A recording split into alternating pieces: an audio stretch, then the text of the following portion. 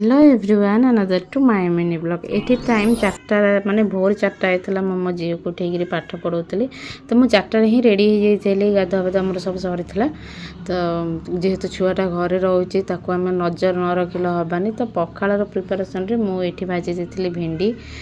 मो भेंडी भजा मो झील को ना बहुत ही फेवरेट सब बड़े जल्दी ही कम छिंडाए कहीं गेलीमा मत कौन भी कम करे दिए तो ये ना गेलीमा को शुए देकी डोली टे झुले दूसरी आसपटे जाकर मो कम करुँची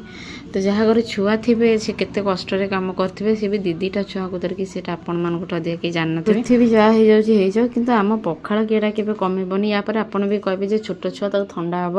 आपड़ पखाड़ केमती खाऊँ तो जब पखाड़ न खाइबे तो पेट गरम हो झाड़ा हम तो सबुतर को आडजस्ट कर सब जिनस को मैनेज करने को पड़ुची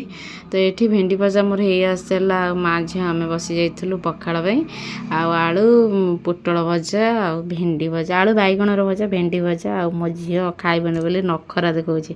तापर ये आम माँ झी बसिक खाऊल आ मो झी ये केमी कहूँ कि तार केमती भेंडी भजा फेवरेट आप से एकुटिया धरिक बसला से एका ही खाइब खाऊँ किए भेंडी भजा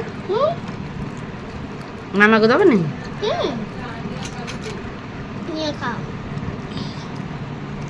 आठी गेलीमार राज चली सी आज जहाँ कह सी हम कहीं बाबा आज घर अच्छा तो सी जमा भी मो पाखे रही इच्छा कर बाबा जेहेतु बजार पलि आसिले तो गेल हम बोली कांदुला जिद्दी करूला किंतु बाबा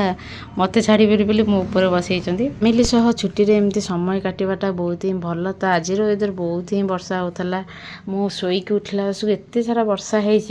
तो आपण गारे वर्षा हो कि ना प्लीज कमेंट करी कहे रोचे जय जगन्नाथ।